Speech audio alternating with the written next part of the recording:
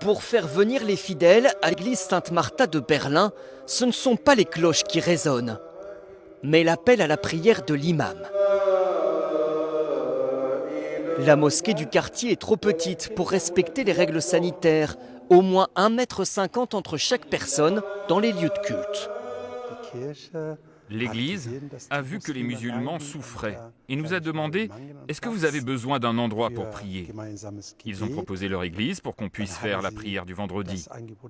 C'est un formidable signe de solidarité dans cette période difficile. Je me sens dans la maison de Dieu. La paroisse luthérienne a même permis que les bancs soient déplacés et un drap a été tiré pour masquer les gravures chrétiennes, quand le coronavirus aide au rapprochement des communautés. Je pense que ce qui se passe ici est très enrichissant. C'est une bénédiction. C'est touchant d'entendre ici l'appel à la prière. Et moi-même, j'ai pris part à la prière.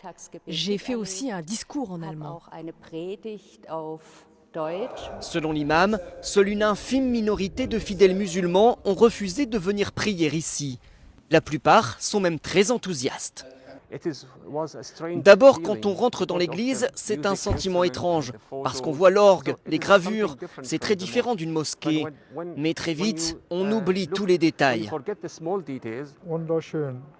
Fantastique, il n'y a pas de différence. Pas de différence entre une église et une mosquée.